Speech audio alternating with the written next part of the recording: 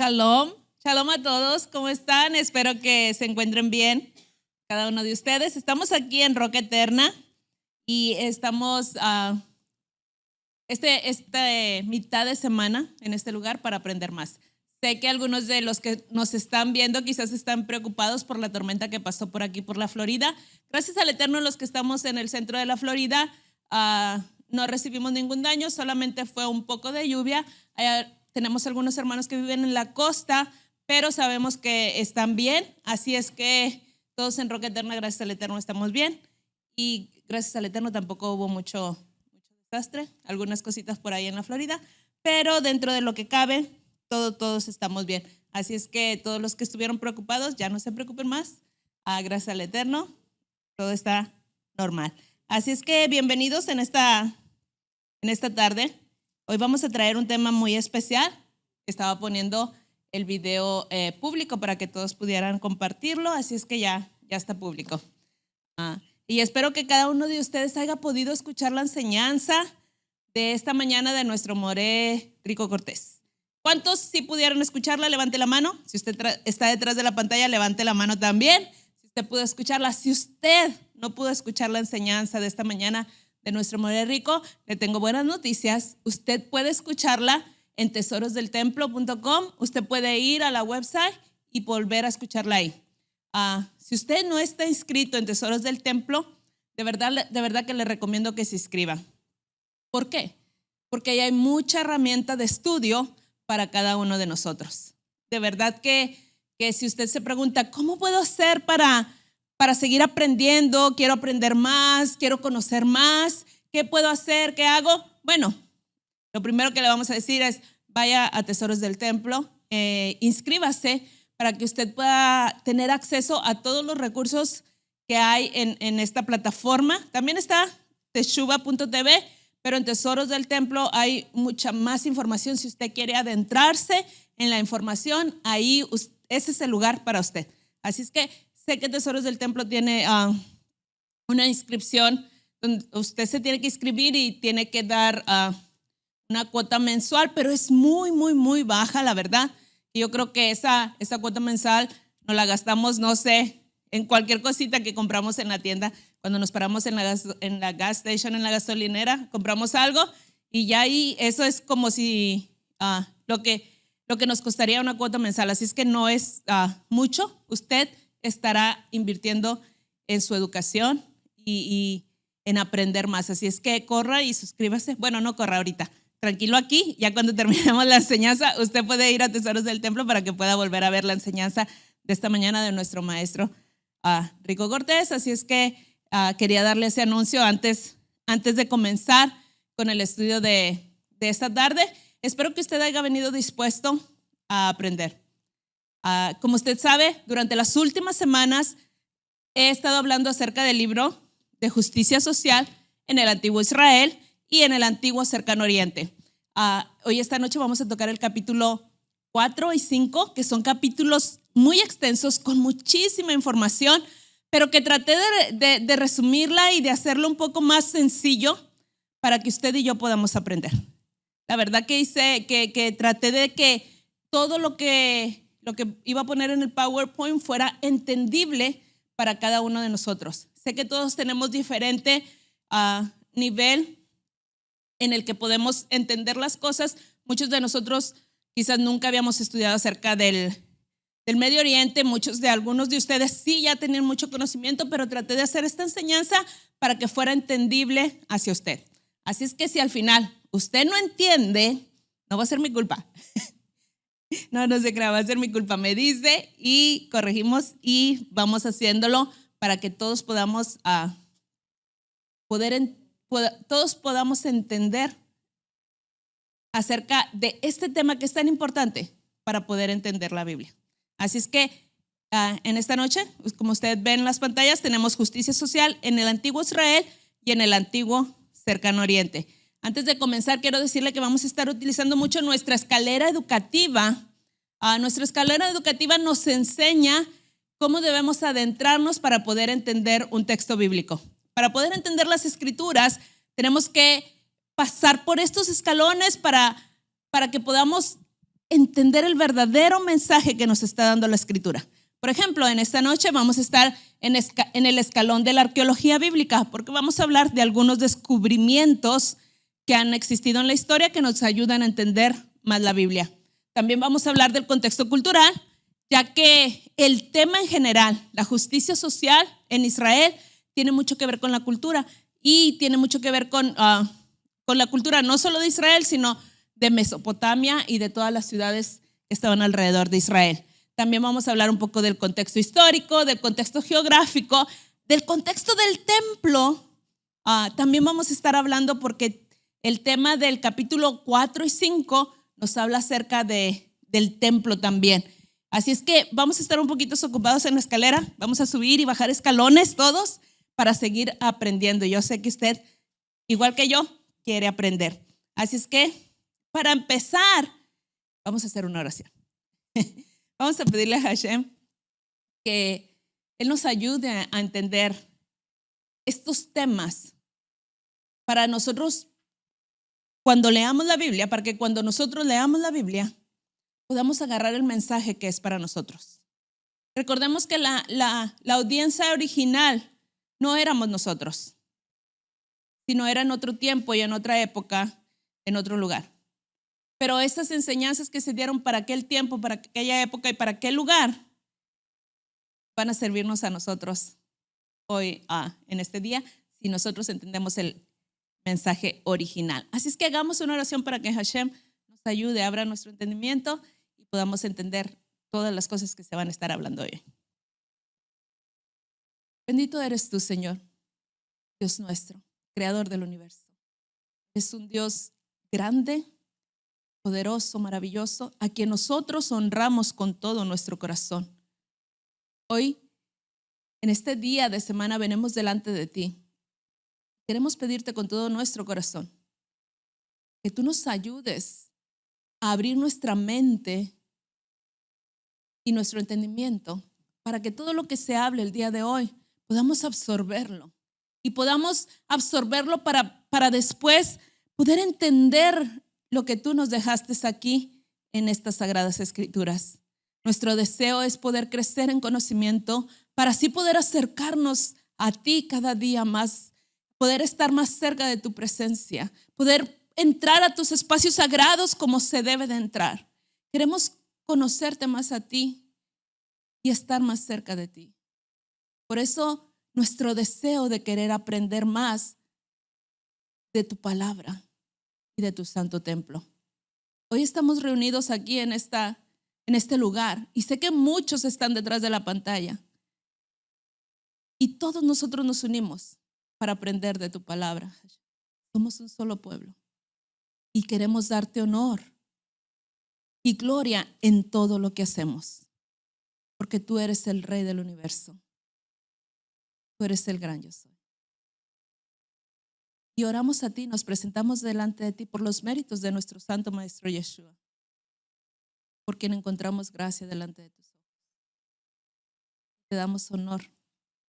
Queremos darte honor todos los días de nuestra vida. Gracias, eterno Rey. Amén y amén. Al Eterno por su santa y bendita palabra.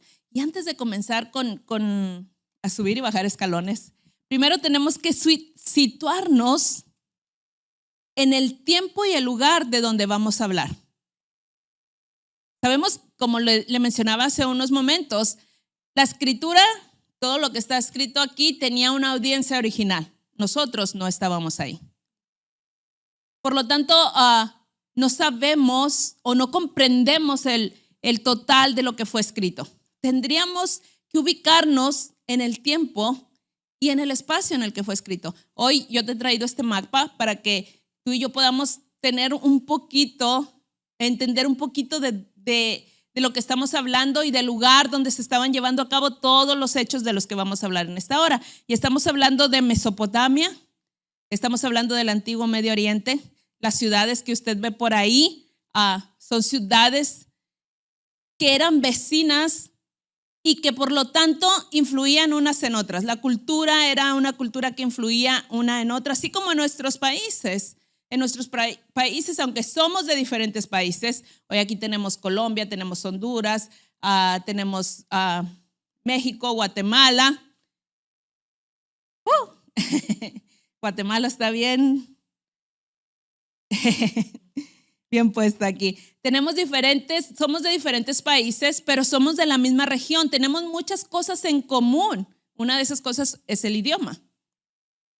Pero en aquel entonces, aunque el idioma era diferente, la cultura compartían muchas cosas en común. Así es que por eso es que vamos a hablar en general de todo lo que la cultura de este espacio, de este territorio, que es el antiguo Medio Oriente. Tenemos que ubicarnos allá. No estamos hablando de Estados Unidos, no vamos a estar hablando de Latinoamérica o de Europa, sino vamos a estar hablando del antiguo Medio Oriente. Y vamos a estar hablando de épocas muy, muy antiguas, donde las cosas eran muy, muy diferentes. Y a nosotros tratar de entender y de ubicarnos en este espacio de tiempo y en este espacio de territorio, vamos a poder tener una mejor comprensión de lo que vamos a estar hablando en esta hora. Y nuestro tema, como ustedes ya saben, es la justicia social en Israel. Y no solo en Israel, sino en todo el antiguo Medio Oriente, la justicia social en todo este territorio.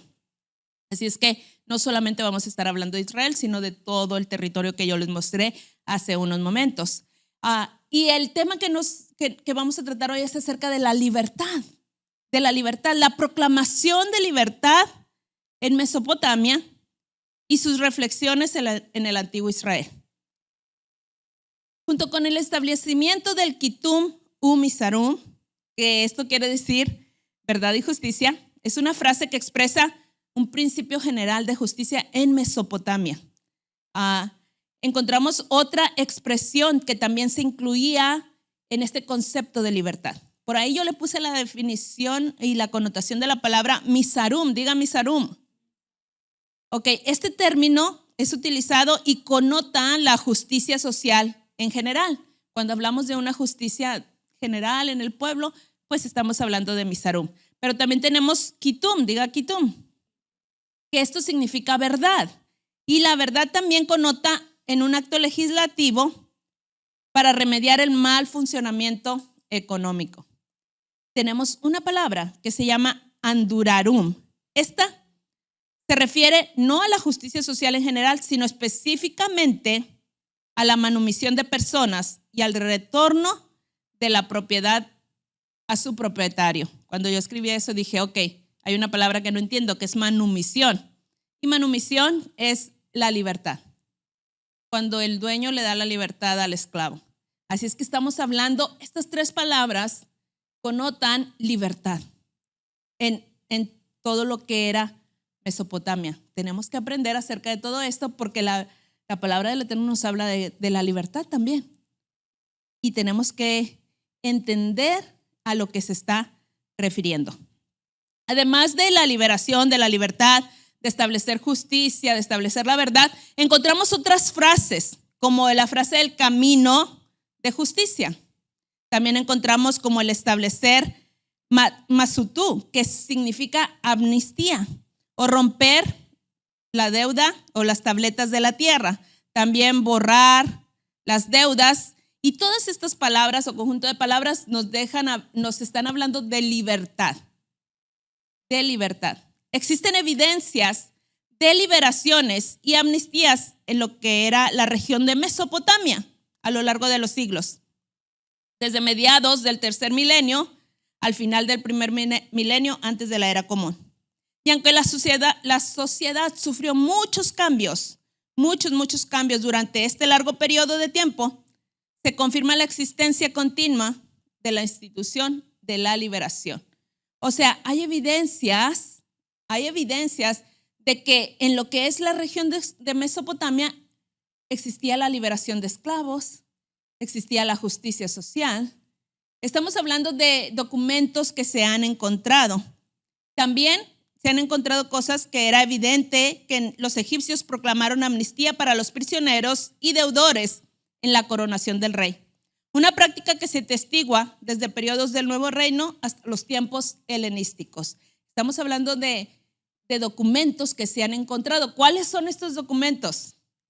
Estos documentos yo se los enumeré aquí y en el libro están súper explicados y usted tiene que ir a leer el libro, porque lo que estamos haciendo aquí no es que como usted ya me está escuchando a mí, usted ya no va a leer el libro, no. Usted me está escuchando hoy aquí, pero usted llega a casa y tiene que leer el libro para que se dé cuenta de toda la información. Porque aunque yo le he enumerado aquí la evidencia que se ha descubierto, hablando de que en Mesopotamia se acostumbraba a liberar esclavos cuando entraba el rey, que se acostumbraba a dar libertad, que se acostumbraba a hacer justicia. Yo le estoy enumerando aquí todas estas evidencias. Usted tiene que ir a investigar cada una de ellas que están en el libro. Yo no le puse toda la información aquí para que usted pueda ir y hacerlo. Pero hay inscripciones, por ejemplo, la inscripción en Metena, que era el príncipe de Lagash, en el año 2430, antes de la era común.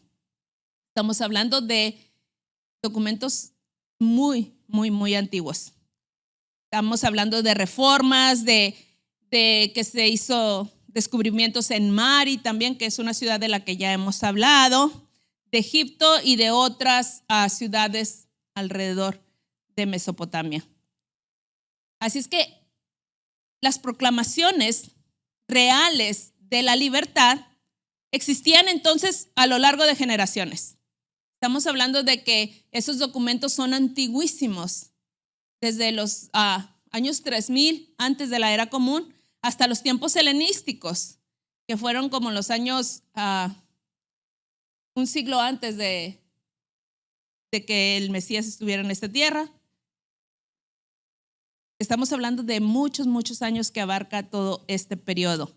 Así es que el denominador común era la voluntad del rey de mostrar favor a su pueblo al protegerlos y alegrar de su carga o de recompensas a los súbditos que lo beneficiaban. Esta buena voluntad del rey se puede encontrar en cada periodo. Cada vez que subía un rey, pues traía cosas buenas a la sociedad. Y esto era no solo en Israel, sino era en las otras naciones vecinas. Entonces encontramos las inscripciones reales. Por otro lado, con su obvio interés en alabar al rey, probablemente exageraban en su descripción de la benevolencia del rey. Usted ve estas figuritas aquí, estas son estelas o piedras o donde se escribía todo lo que el rey era o todas las leyes que había en cierta ciudad. Y entonces ahí dice que algunas veces se exageraba, diciendo que el rey era muy bueno y que el rey era esto y era aquello. Pero eso no nos va a dejar o restarle valor a estas esferas o a estas esferas que han sido descubiertas. No vamos a restarle un valor, tienen un valor histórico. Así es que vamos a seguir hablando de ellas. Pero en general, en lo que era el antiguo Medio Oriente, en Mesopotamia, cada vez que subía un rey al trono, pues se ejecutaba la justicia, se ayudaba al pobre, al necesitado, a la viuda. Y se trataba de establecer entre el pueblo cierta equidad. Aunque en Israel se hacía de una manera un poco diferente a como se hacía en las otras naciones. Más adelante vamos a hablar de eso. Así es que estamos ubicados en un territorio grande, en lo que era todo Mesopotamia y Canaán. A los que estamos aquí, ustedes pueden, en el mapa que ustedes están viendo, ¿saben dónde se encuentra Israel?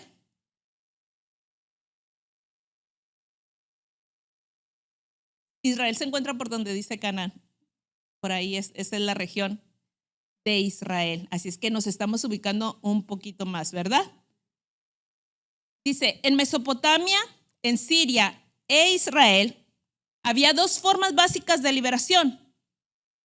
Número 1, una proclamación única de liberación para toda la población de la tierra, que involucraba principalmente la manumisión. Ya le dije que era manumisión, ¿verdad? ¿Qué era qué? Eso, muy bien. ¿Qué era la manumisión? La libertad de los esclavos y el retorno de la propiedad a su propietario original. Esa era una manera de liberación que se practicaba tanto en Mesopotamia, Siria e Israel. La otra manera de liberación era el otorgamiento de derechos permanentes a ciertas ciudades, entre las que se encuentra la ausencia de servicios y servicios militares. O sea, por un lado, se practicaba la libertad de que liberaban a los esclavos y de que la propiedad regresaba al dueño, y por el otro lado había libertad a ciertas ciudades que no pagaban impuestos y que los que vivían en ciertas ciudades eran exentos a ir al servicio militar. Y ahorita vamos a ver por qué. Porque vamos a hablar de ciudades santas y los privilegios y las libertades para las ciudades de los templos. Cuando se establecía un templo en una ciudad, esa ciudad cobraba cierto tipo de santidad, porque se suponía que ahí estaba el Dios de la ciudad o del pueblo. En el caso de Jerusalén, Jerusalén siempre se ha nombrado como la ciudad, ¿qué? Ciudad santa. ¿Por qué usted cree que tiene ese título? Porque ahí puso el Eterno su nombre. Ahí puso el Eterno su nombre. Ahí se levantó el templo del Elohim de Israel. Por lo tanto, la ciudad cobraba un estatus más elevado. Cobraba un estatus más elevado. Y hoy nosotros, todos nosotros, creo que la mayoría del mundo conoce a Jerusalén como la ciudad santa. Aunque muchos de nosotros no sabemos por qué lleva ese título, simplemente decimos, porque Dios es santo. Pero lleva ese título, ¿por qué? Porque ahí se había establecido el templo para el Dios de Israel. Y eso era común en la región de Mesopotamia, donde se establecía el templo del Dios, se convertía esa ciudad en una ciudad santa. Desde tiempos más remotos, la imposición de impuestos y el servicio militar obligatorio en las ciudades y propiedades del templo se consideraba una violación de los derechos de los ciudadanos y los derechos del templo. O sea, no le podías imponer impuestos a los que vivían en cierta área, como por ejemplo la propiedad del templo. No les podías cobrar los impuestos, no los podías mandar al servicio militar y tampoco podías violar sus derechos. Las ciudades santas y las propiedades de los templos simbolizaban la libertad en una ciudad divina o precinto santo. El hombre estaba subordinado solo a Dios y el reino del hombre no tenía autoridad sobre él.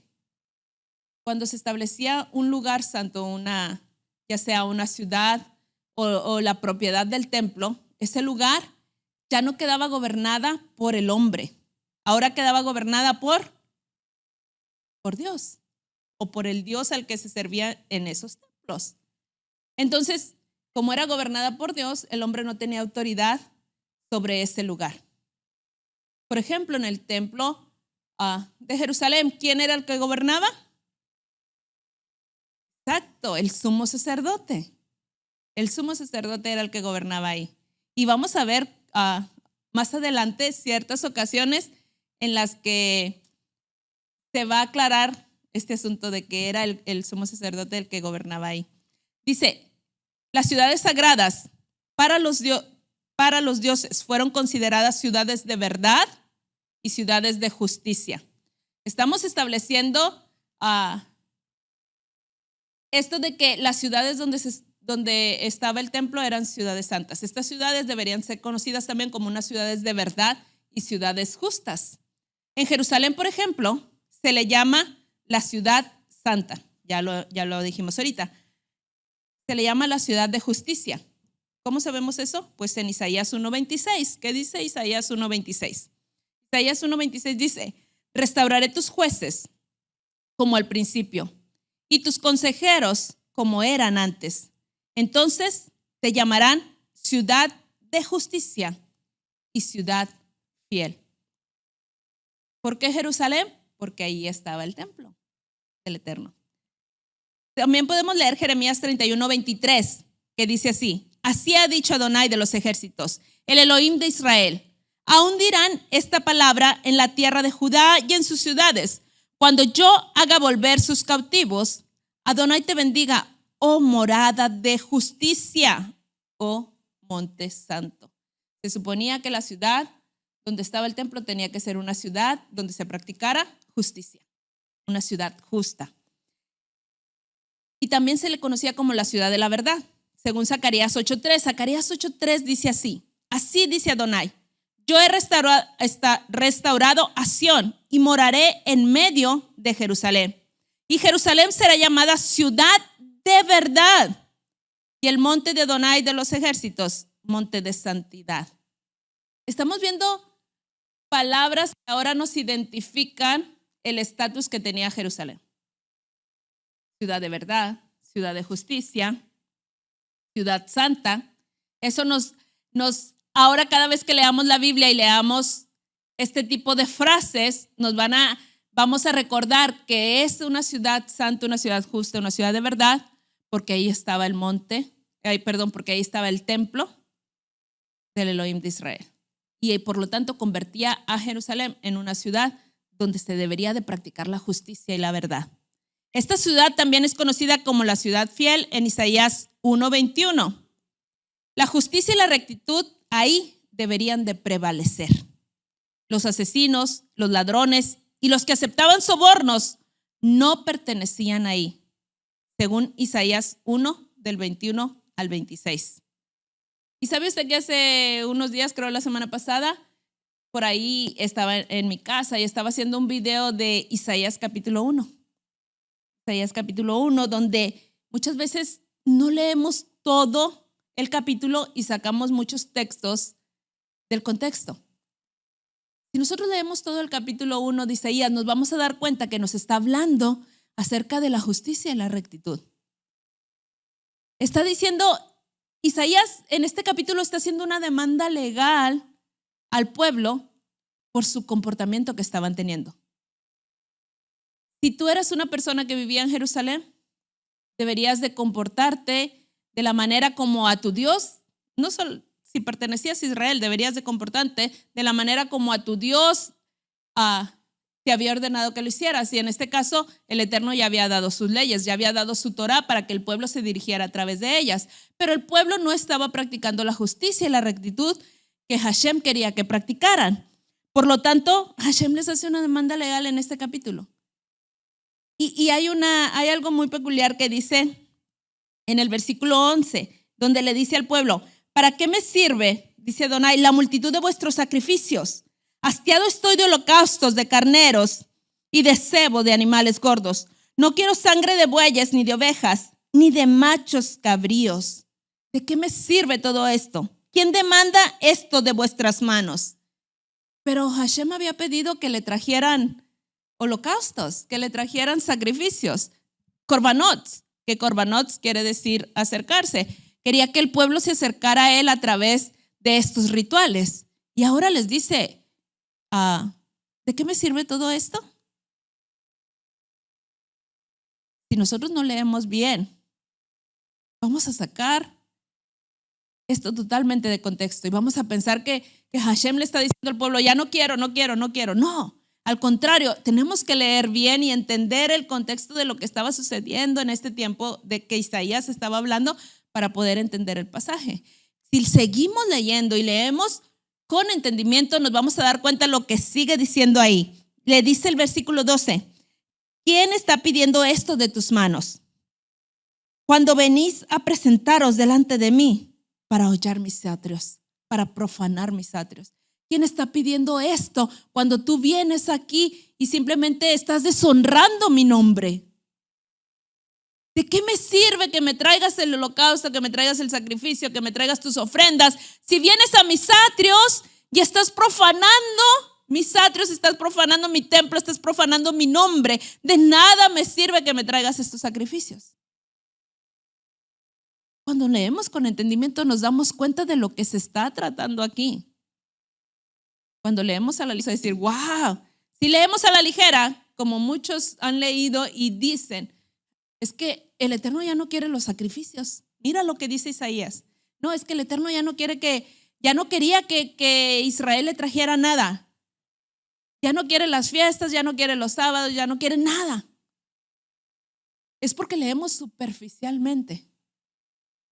Y no estamos poniendo atención a lo que leemos. No estábamos poniendo atención a lo que leemos. Aquí le está diciendo, ¿de qué me sirve todo eso cuando tú vienes y profanas el lugar santo, el lugar sagrado, que es el templo? De nada me sirve. Le dice, no me traigas vana ofrenda en el versículo 13. No me traigas una vana ofrenda. Recordemos que Jerusalén es una ciudad santa. Debe de morar ahí la justicia y la rectitud. Pero ellos estaban yendo al templo y profanando el nombre de Hashem en el templo. En sus vidas profanaban el nombre. ¿De qué servía entonces llevar y hacer si la actitud de ellos era totalmente contraria a lo que Hashem estaba esperando de ellos? Nuestras acciones deben de estar de acuerdo con lo que hablamos y lo que hacemos, con lo que pensamos, en cómo vivimos. No podemos decir una cosa y hacer otra. Todo tiene que estar de acuerdo. Todo nuestro ser, con nuestras acciones y nuestros pensamientos, debemos honrar a Hashem en todo momento, porque si no, todo lo que hagamos va a ser en vano. Porque también les dice en el 15, llenas están de sangre vuestras manos. En el 16 les dice, dejad de hacer lo malo. Dejen de hacer lo malo. Porque si no, de nada me sirve que me traigas incienso, que es abominación. La luna nueva, el día de reposo, el convocar asambleas, ya no lo quiero de ustedes. ¿Por qué? Porque están haciendo lo malo. Jerusalén era una ciudad santa, por lo tanto, ahí debería de existir la justicia y la rectitud. Les dice en el 17, aprendan a hacer el bien, buscad el juicio y restituid al agraviado, haced justicia al huérfano y amparar a la viuda. Y entonces, vengan y estemos a cuenta. Vengan y pongámonos a cuentas. Cuando empiecen a hacer los actos de justicia, los actos que Él ha demandado de nosotros, entonces podemos llegar a Hashem y estar a cuentas con Él. Esa es la manera correcta de acercarnos a Él. Esa es la manera que Él quiere que nosotros nos acerquemos a Él. En el versículo 21 dice, ¿cómo te has convertido, oh ramera, oh ciudad fiel?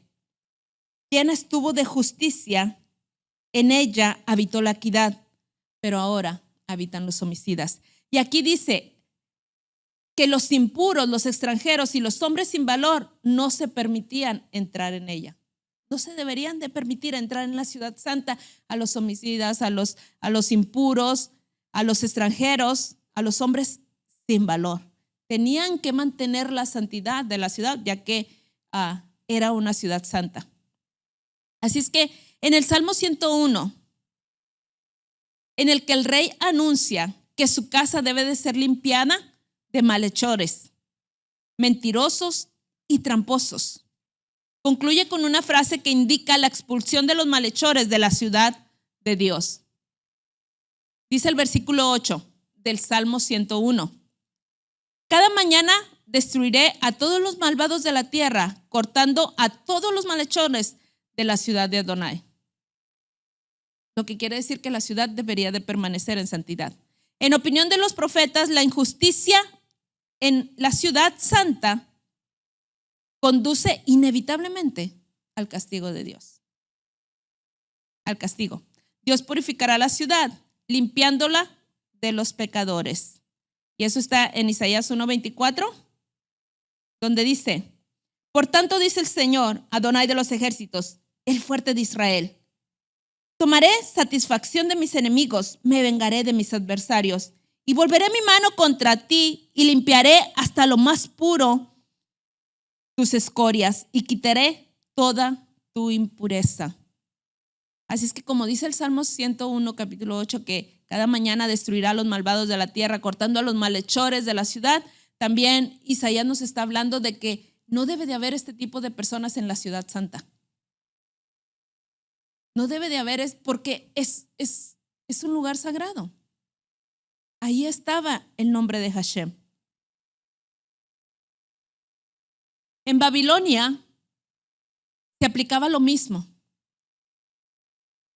Dice que en su templo, que se ocupe el lugar que ocupaba el lugar de la antigua ciudad Nippur, la inscripción de Nabucodonosor dice lo siguiente: yo llené esta casa de gloria, esplendor, poder y asombro.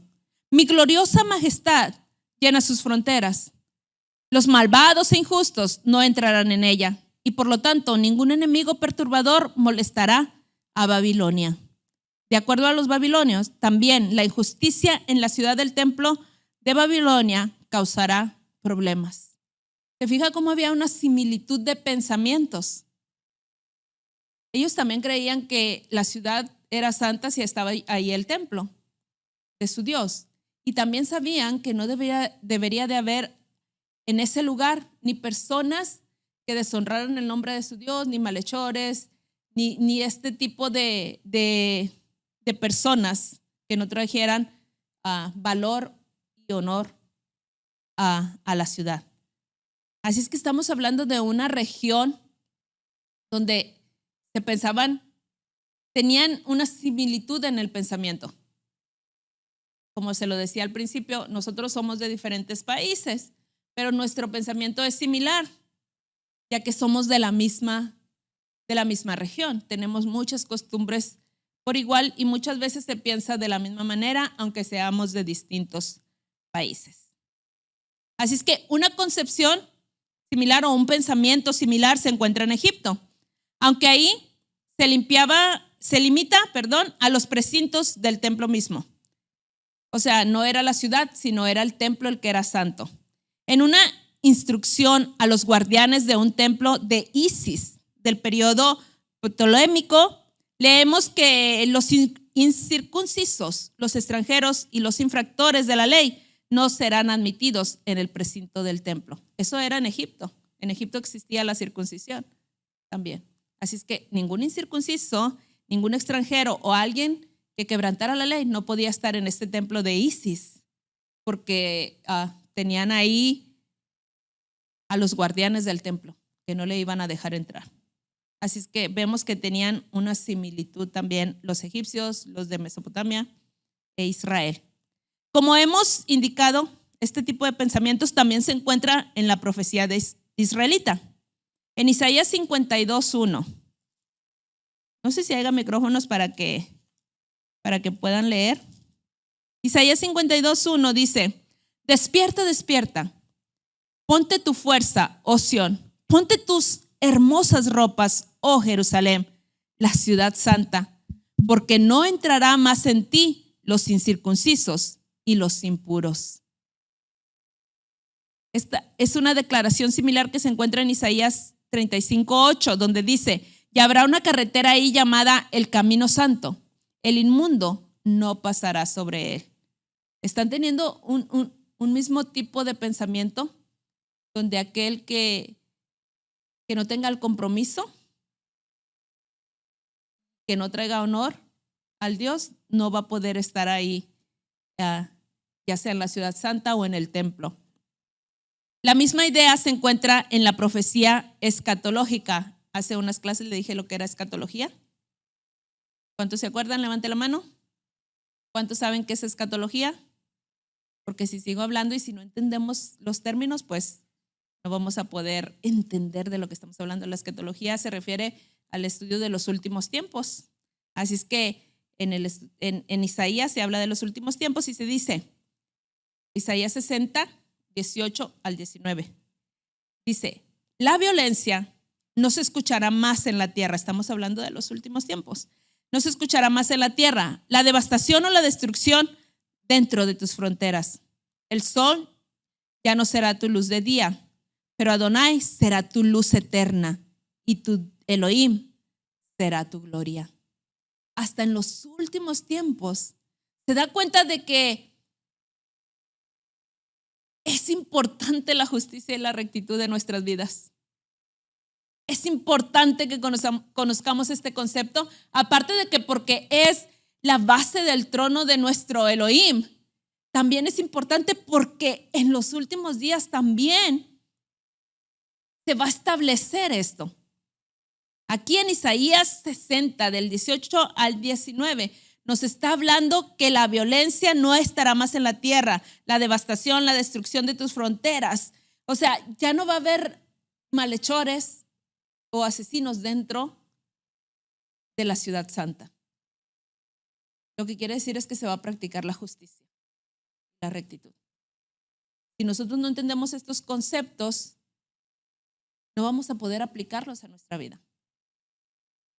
Nosotros tenemos que aprender estas cosas para que cuando leamos las escrituras podamos entenderlas y podamos aplicarlas a nosotros y podamos vivirlas, porque es un punto importantísimo.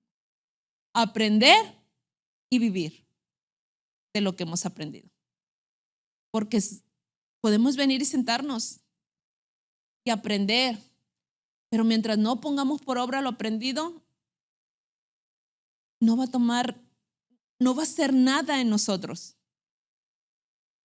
Tiene que pasar de aquí a la acción.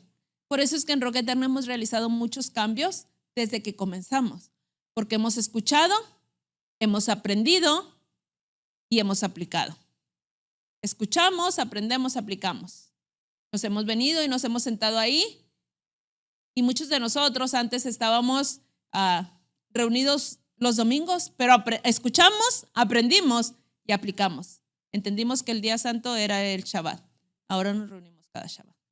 Estuvimos ahí, escuchamos de las fiestas, aprendimos de las fiestas y ahora la aplicamos. Separamos ese espacio sagrado para encontrarnos con el Eterno. De eso se trata, de escuchar, aprender y aplicar. Nosotros tenemos que saber de la justicia que Dios quiere que nosotros tengamos en nuestras vidas y la apliquemos. Ayudemos al necesitado. No se trata de ayudar al pobre, sí. Se trata de ayudar a la viuda, claro que sí. Se trata de que seamos personas justas, sí. Y esto es en todo momento. Que sea nuestra naturaleza, no porque lo tengo que hacer, sino porque es la naturaleza de Dios en nosotros. Es la naturaleza del Elohim en nosotros. Y ya saldrá de nosotros como algo natural, practicar la justicia y la rectitud con nuestro prójimo. Seremos entonces un pueblo al cual las naciones van a ver y van a decir y van a preguntar, ¿cuál es el Dios el que tú sirves? Y va a ser la oportunidad para nosotros decirles, servimos al Dios de Israel, un Dios santo, justo y bueno.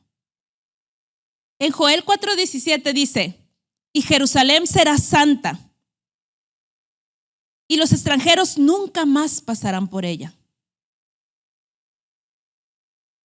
Zacarías 9:8 dice, entonces acamparé en mi casa como guardia, ningún opresor volverá a invadirlos.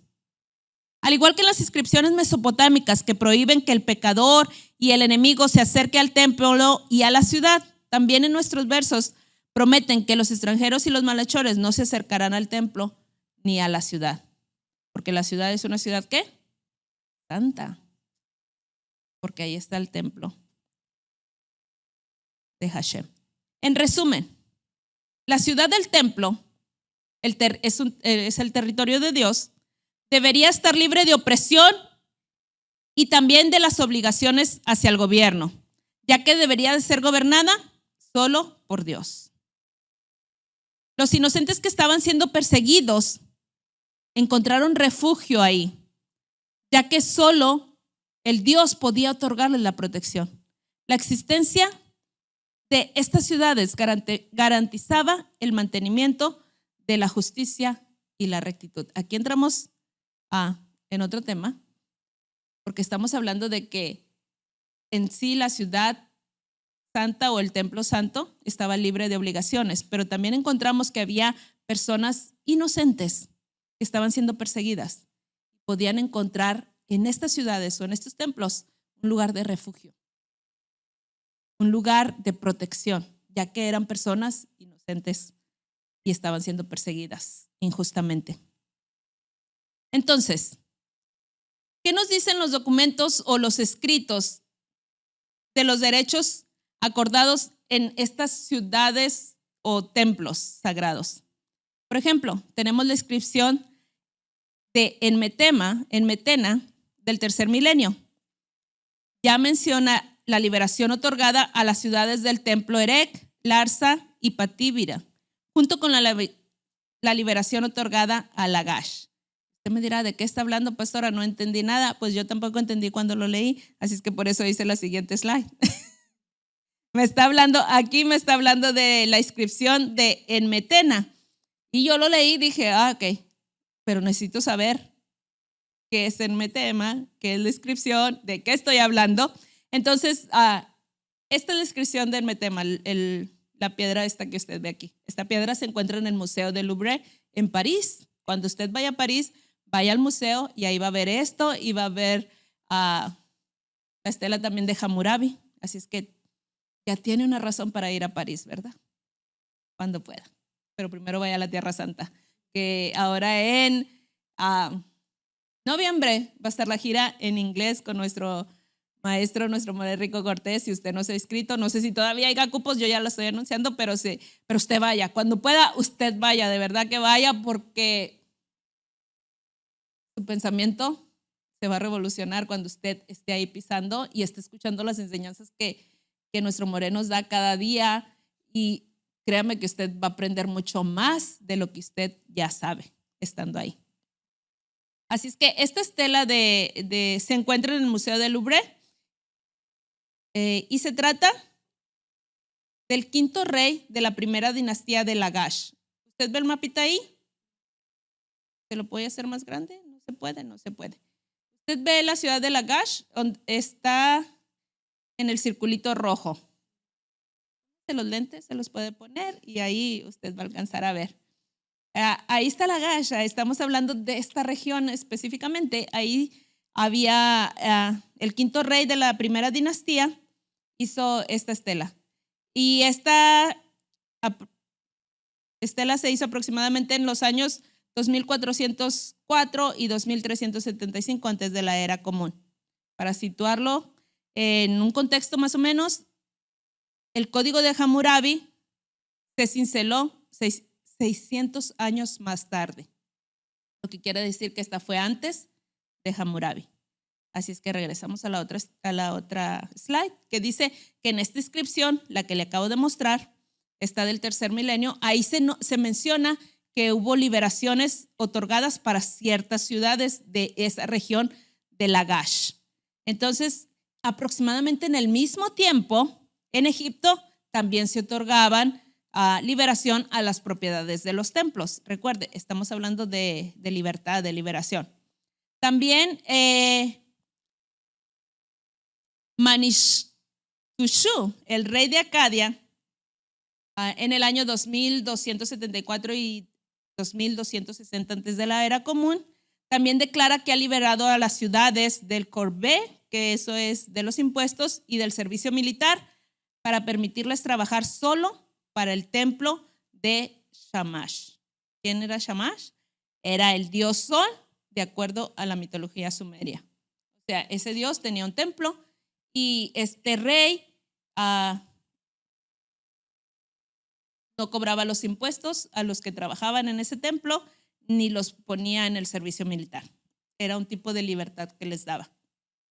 También Ishmedagán de Isin declara que además de su liberación general de Sumeria y Acadia, estaba liberando a las ciudades de Nippur de varias obligaciones. Lo que le quiero decir es que en toda esta región de Mesopotamia existían este tipo de liberaciones. Entonces, los derechos concedidos a las ciudades santas en Mesopotamia se llamaron también Kidinitu, después de Kidinu. La pancarta erguida en la puerta de la ciudad, que significaba sus privilegios de libertad y protección que los dioses les otorgaban. Así es que en las ciudades se acostumbraba a poner cierto tipo de pancartas, cierto tipo de estelas, inclusive un palo, donde se ponían los derechos de esa ciudad o de ese templo, las libertades que ellos tenían. En Mesopotamia, los derechos fueron otorgados a todos los residentes de una ciudad-templo y parece que estos derechos fueron listados en estelas en la puerta de la ciudad. Los hititas también usaron un palo o un árbol erguido en la puerta de una ciudad o de un edificio para expresar los derechos de libertad. Una pancarta en relieve simboliza la libertad, es decir, el regreso a la patria también en Israel. Vamos a leer Isaías 11:12. Isaías 11:12. Para que vea de lo que estamos hablando, si es que no me entendió todo lo que leí. Isaías 11:12 dice, y levantaré pendón a las naciones y juntará a los desterrados de Israel y reunirá a los esparcidos de Judá de los 4 confines de la tierra. Cuando dice levantaré pendón, ¿de qué estamos hablando? De lo que hemos estado hablando. De libertad. De libertad. Ahora cuando usted lea este verso se va a dar cuenta de que está hablando de libertad. ¿Por qué? Porque va a levantar pendón a las naciones y va a juntar a los desterrados de Israel. Vamos a leer Isaías 49:22.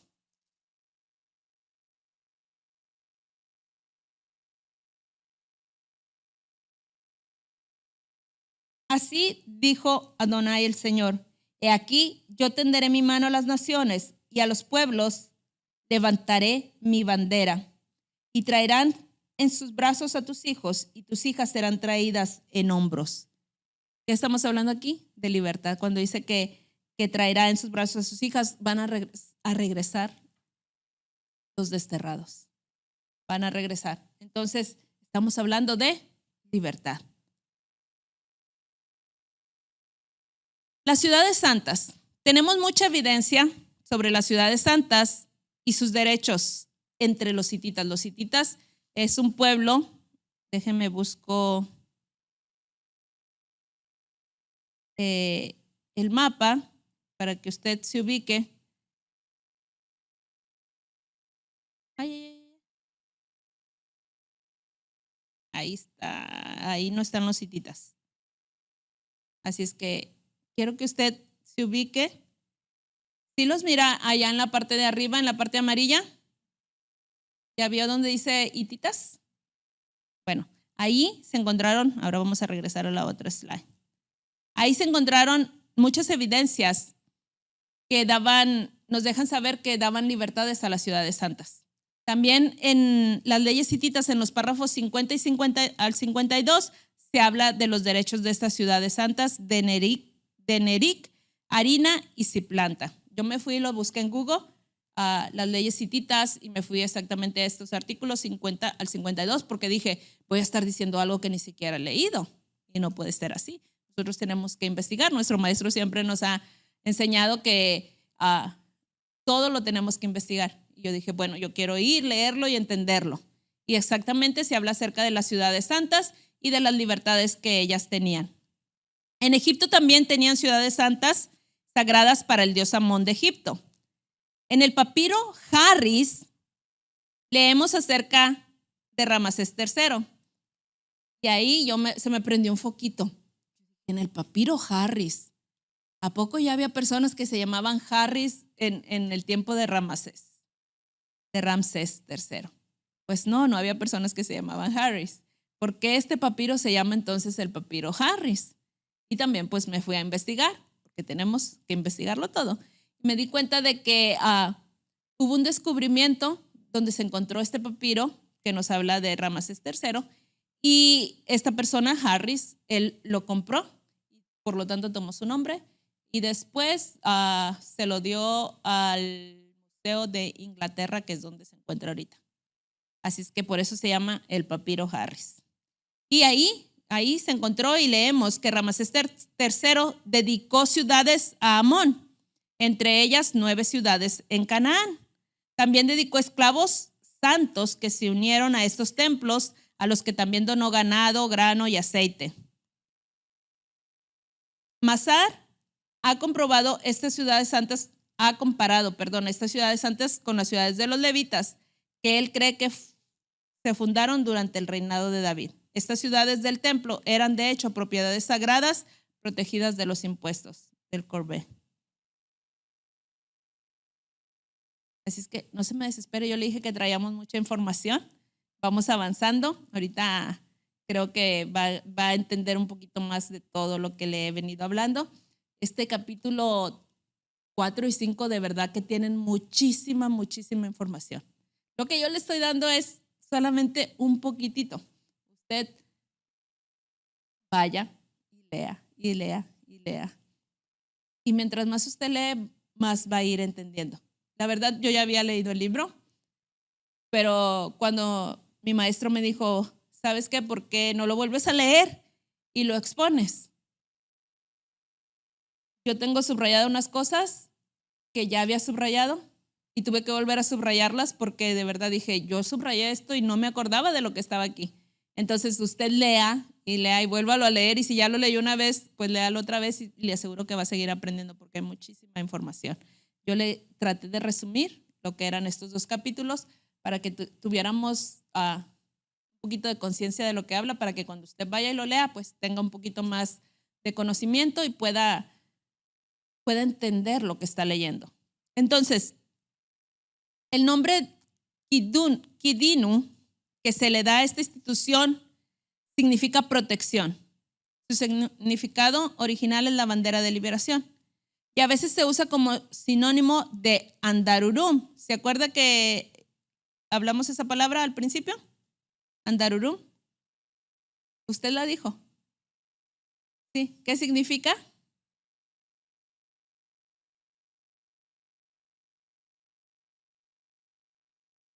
Liberación. Y ahí está en el slide, si usted lo lee. Andarurum, liberación. Que en sí mismo es un término usado para describir la anulación de los deberes debidos al gobierno, como los impuestos y el servicio militar.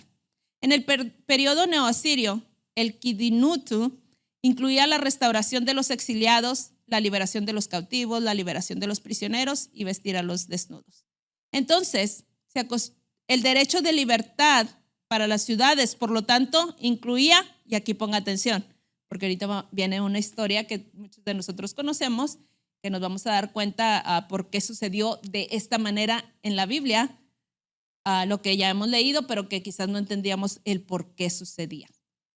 Los derechos de libertad incluían extensión de impuestos, la restauración de las tierras y su redistribución entre los residentes. También incluía la restauración de los templos y el regreso de sus ídolos, las subvenciones de los templos, el retorno de los exiliados, la reconstrucción de las ciudades, liberar a los prisioneros y a los cautivos y vestir al desnudo. En general, en Mesopotamia, estas eran las cosas que incluía en la liberación a ciertas ciudades santas. Por lo tanto, encontramos que tales cosas fueron otorgadas a Jerusalén, la ciudad santa. Estas fueron otorgadas por reyes persas y seleucidas. Ciro, el rey persa, usted ha escuchado la historia de Ciro, ¿verdad? La ha leído en la Biblia, ¿cierto?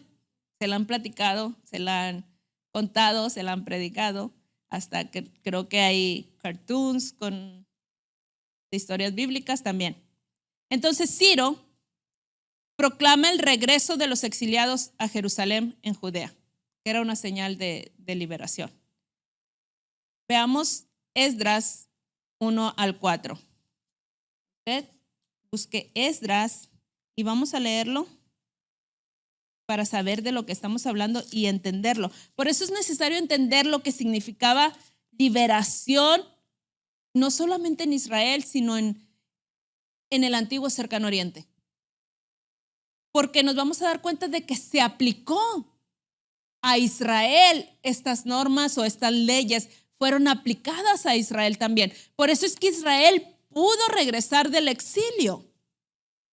Si estas reglas no hubieran existido, Israel nunca hubiera podido regresar del exilio, pero regresó de Babilonia. ¿Por qué? Porque estas leyes existían. Entonces Ciro proclama el regreso de los exiliados a Jerusalén en Esdras 1:4, que dice: así 1:2, vamos a leer desde el 2. Así ha dicho Ciro, rey de Persia.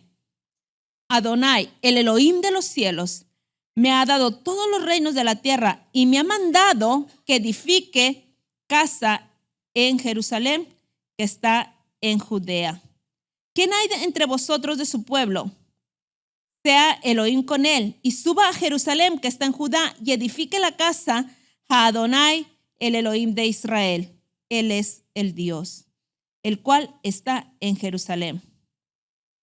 Así es que proclama que regresen a construir la casa del Elohim de Israel, que era una de las señales de liberación que existía alrededor del antiguo cercano oriente. También eso lo vamos a encontrar en Isaías 45:13. Si leemos todos los versos, a lo mejor nos vamos a tardar un poquito más, así es que vamos a leer unos sí y unos no. También Ciro proclama la reconstrucción del templo de Jerusalén, y ya lo acabamos de leer en Esdras 1:2. Y la restauración de las vasijas del templo. Eso está en Esdras 1:7 y 8, que dice así.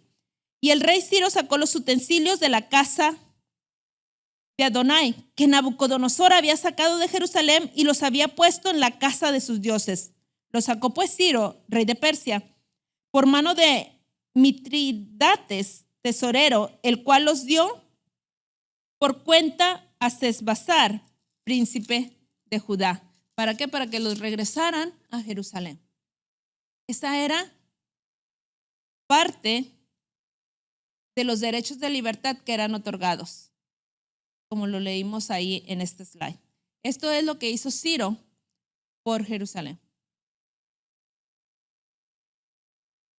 Darío y Artajerjes, que también eran de Persia, que fueron después de Ciro. Primero fue Ciro, después fueron otros reyes de Persia, vino Darío también y vino Artajerjes. Entre ellos, estos tres proclamaron la concesión de dinero para la construcción del templo a partir de las propiedades del rey. Esdras 6:8. Vamos a leerlo. Esdras 6:8 dice: y por mí es dada orden de los que habéis de hacer con esos ancianos de los judíos para reedificar esa casa de Elohim, que de la hacienda del rey, que tiene del tributo del otro lado del río, se han dado puntualmente a estos varones los gastos para que no cese la obra.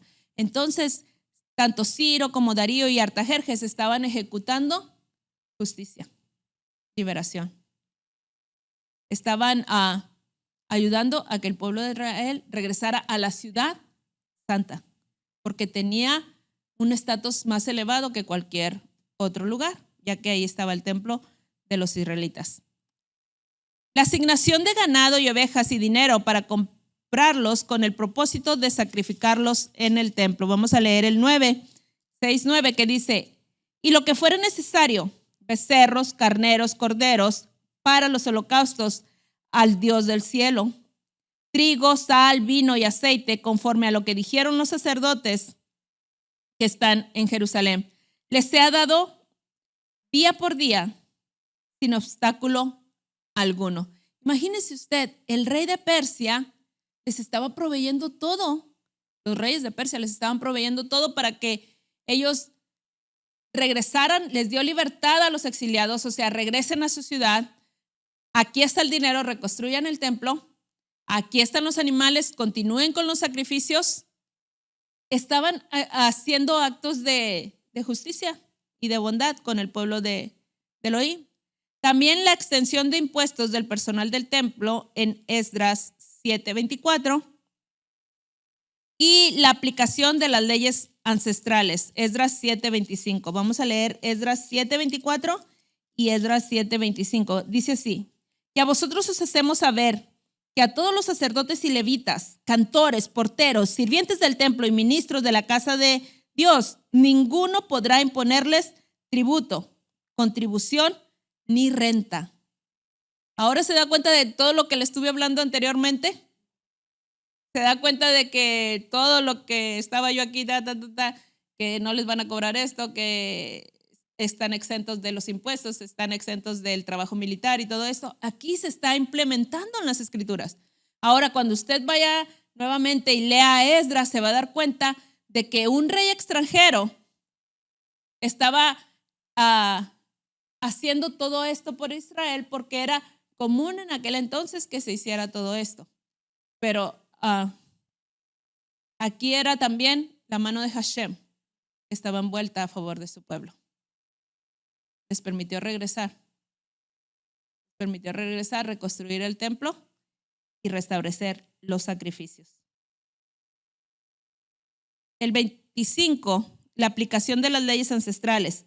Y tú, Esdras, conforme a la sabiduría que tienes de tu Dios, pon jueces y gobernadores que gobiernen a todo el pueblo que están al lado del río, a todos los que conocen las leyes de tu Dios, y a los que no las conocen las enseñarás. Se están restableciendo las leyes ancestrales, las leyes que estaban antes, las están restableciendo aquí en Esdras 7:25. Y la asistencia para traer madera del Líbano en Nehemías 2:8. Ese no lo vamos a leer, pero se les estaban dando todas las facilidades para la reconstrucción del templo. La reconstrucción de la ciudad santa termina en el tiempo de Nehemías, según Nehemías capítulo 3, capítulo 7 del 1 al 5 y capítulo 11. Las prácticas de Nehemías en la reconstrucción de la ciudad y su repoblación son de hecho las prácticas, los que practicaron los fundadores de las ciudades dedicadas a su Dios en el mundo antiguo. Así, de acuerdo con Nehemías 11, 1 y 2, para poblar la ciudad que aún no tenía casas, se lanzaron lotes para sacar a uno de los 10 para vivir en la ciudad santa de Jerusalén. Esto se refiere claramente a un diezmo de personas con el propósito de poblar la ciudad recién consagrada. Prácticas similares se encuentran en las tradiciones de asentamientos griegos. Así es que se reconstruyó el templo, la ciudad, y no había gente que viviera ahí. Para que viniera la gente se hizo como un tipo de lotería o de rifa. Entre 10 personas, uno tenía que regresar, tenía que venir y vivir en la ciudad. O sea, estaba tomando un diezmo, 10% de la población, porque era uno entre 10 que tenían que venir a la ciudad. Y esto también se encuentra que se hacía, que los griegos también practicaban algo parecido. Entonces se reconstruyó la ciudad santa de Jerusalén. Y como corresponde a una ciudad santa, una ceremonia de consagración acompañó a la construcción de las puertas. En Nehemías 3:1 dice: ellos construyeron la puerta de las ovejas, la consagraron y pusieron sus puertas. La ceremonia más importante fue la dedicación del muro, con sacrificios y acción de gracias y canto. Nehemías 12, 27 al 43. Esta ceremonia también se encuentra en Mesopotamia y entre los hititas en varios periodos. Además de su proyecto de reconstrucción, Nehemías institucionalizó las leyes ancestrales de los judíos. Les instó a seguir el pacto, lea el capítulo 10 por favor, y defendió la observancia del Shabbat. Esto está en Nehemías 13, 15 al 21. Y hizo campaña contra los matrimonios mixtos. O sea, regresaron, reconstruyeron y volvieron a establecer la Torá dentro del pueblo. Así como se le había dado a Moshe, ellos la volvieron a establecer entre todo Israel que había regresado del exilio. El templo en sí era el alma y el espíritu del asentamiento y la fuente de su vida social. El hecho de que toda Jerusalén fue considerada un territorio sagrado en el momento de la restauración se puede aprender de las palabras de Zacarías, que dice en Zacarías 2:10: he aquí vengo a morar entre ustedes. Y Adonai establecerá su parte, Judá en un lugar sagrado. Entonces nos damos cuenta de que ahí era el lugar que el Eterno había escogido, donde estaba su nombre, donde estaba su templo, y él dice: he aquí vengo a morar entre ustedes. ¿Por qué? Porque ahí estaba el templo dedicado al Dios de Israel. Los derechos de Jerusalén como una ciudad santa se mantuvieron después de Nehemías en el periodo helenístico. Antíoco III emitió una declaración de derechos similares emitidos por los reyes a varias ciudades en sus reinados. Esta declaración de derechos incluía los siguientes artículos. Cuando hablamos de un periodo helenístico, ¿usted sí sabe de lo que estamos hablando aquí? Cuando hablamos de los helenistas, estamos hablando del periodo helenístico, estamos hablando del periodo griego. Estábamos hablando de los persas, de Ciro. Hubo un tiempo en que ellos gobernaron toda esta región. Al pasar de los tiempos hubo otros imperios y hubo un tiempo en que el imperio griego, gobernó todo lo que era Israel y toda esa región. Entonces estamos pasando de un periodo a otro. Antíoco III era del periodo helenístico, que es más reciente. Los persas fueron más atrás, más antiguos. Entonces, los persas establecieron esas reglas que eran reglas de libertad a las ciudades santas. Viene el periodo helenista o helenístico y también tenían ciertas reglas para restablecer la libertad en este tipo de ciudades santas. Y aquí nos menciona este tipo de reglas que Antíoco III había establecido, como la reconstrucción de la ciudad de Jerusalén, la reunión de exiliados, dotaciones para el templo, extensiones aduaneras para la madera necesaria para la construcción del templo, el establecimiento de una administración basada en leyes ancestrales, exenciones de impuestos para el personal del templo, la exención de impuestos de 3 años para toda la población, la liberación de los presos y esclavos y sus familias y la restauración de sus bienes. Estaba Antíoco III, pero también estaba Demetrio I. Y también tiene otra declaración de derechos emitida por Demetrio I para Jerusalén. Y esto usted lo va a encontrar en el libro de Macabeos.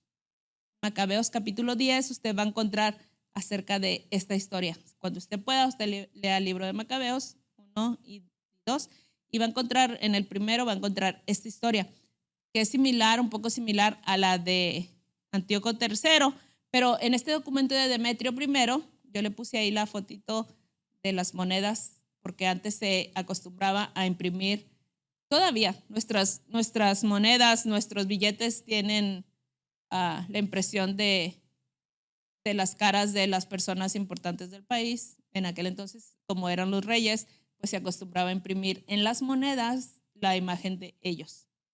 Y era importante eso. Este documento, el de Demetrio, es único porque se refiere no solo a Jerusalén, la ciudad del templo, sino a toda Judea, porque el templo es el centro religioso de toda Judea. O sea que Demetrio no solamente le dio a Jerusalén libertades, sino que se lo dio a toda la región de Judea. ¿Cuál es la región de Judea? Traje aquí el mapita para que usted entienda un poquito de lo que estamos hablando. ¿Usted ve la estrellita donde dice Jerusalén? ¿Sí? ¿Ya la encontró? Yes. Es como un color amarillo oscuro, mostacita. Ajá. Bueno, esa es toda la región de Judea. Así es que Demetrio no solamente le dio a Jerusalén derechos, sino le dio a toda la región de Judea, que abarcaba mucho más territorio. Es la diferencia entre Antíoco y Demetrio. Entonces, tenemos un concepto de liberación. La concesión de todos estos privilegios a las ciudades del templo por los gobernantes helenísticos. Ya sabe de quién estamos hablando. ¿De qué imperio estamos hablando? Del griego. Exactamente. Se deriva del estado divino de estas ciudades. O sea, ellos sabían que era un nivel más alto de estas ciudades. Tenían otro nivel. El concepto de liberación que está enraizado en la santidad y en el apego a Dios. La dedicación de una ciudad a Dios significa entonces liberar la ciudad de los impuestos a los hombres. De hecho, esta fue la manera en que los mesopotámicos concibieron la liberación. Para ellos, la liberación era cuando no les cobrabas los impuestos y no los mandabas al servicio militar. Entonces, los del tiempo helenista también tenían ese tipo de concepto, tanto como los mesopotámicos. Y de ahí pasamos a otro tema. Estas ciudades santas también servían hasta cierto punto como ciudades de asilo y de refugio. Tenían Acuérdense que estamos hablando que tenían un nivel de santidad más alto, donde se debería de practicar ¿qué? La justicia y la bondad, la rectitud, la equidad en este tipo de ciudades. Por lo tanto, servían muchas veces como asilo y refugio a aquellos que habían cometido algún tipo de crimen involuntario. Los documentos mesopotámicos hablan de la protección divina. ¿Por qué corrían a las ciudades santas? Porque ahí estaban los dioses. Para ellos buscaban la protección divina de los dioses.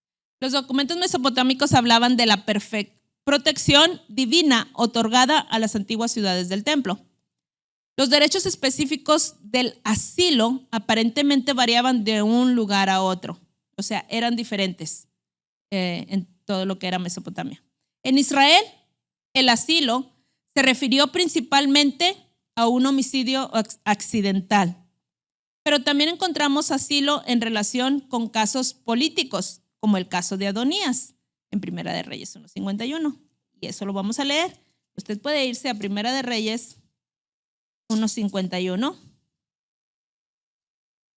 Y vamos a adentrar un poquito en esta historia para ver un poquito acerca de lo del asilo en los templos y en las ciudades santas. Primera de Reyes 1:51 dice: y se le hicieron saber a Salomón diciendo: he aquí que Adonías tiene miedo del rey Salomón, pues se ha asido de los cuernos del altar, diciendo: júreme hoy el rey Salomón que no matará a espada a su siervo. Adonías corrió al templo, corrió y se asió del altar, de los cuernos del altar, y dijo: júreme hoy el rey Salomón que no me matará a espada a su siervo. Estaba buscando protección. El denominador común de todos los lugares era la protección que se otorga a las personas que residen en el templo o en la ciudad del templo. Los egipcios y el reino Seleucida. Usted sabe quiénes son los egipcios, ¿verdad? Pero quizás no sabe acerca del reino Seleucida, y yo tampoco sabía cuando leí la primera vez el libro, así es que me tuve que ir a buscar, y por aquí lo tengo anotado de qué periodo a qué periodo abarca. Estos capítulos son larguísimos. El periodo Seleucida es el adjetivo que designa a una dinastía que estuvo en el poder entre el año 312 antes de la era común y el año 63 antes de la era común. Seleuco y sus descendientes, esos son los Seleucidas. Estamos hablando del año 312. Entonces, los egipcios y el reino Seleucida, vamos a hablar aquí. Es un hecho que los egipcios reconocieron el templo como un refugio contra la persecución de todo tipo desde tiempos muy antiguos. O sea, los egipcios también corrían a los templos para ser protegidos. Y sabemos que las ciudades antiguas en el reino Seleucida mantuvieron su estatus de ciudades de asilo, y los reyes seleucidas respetaron este estatus. En el mundo antiguo encontramos 3 formas de refugio: agarrar el altar, 1; refugiarse en el templo, 2; y refugiarse en la ciudad del templo.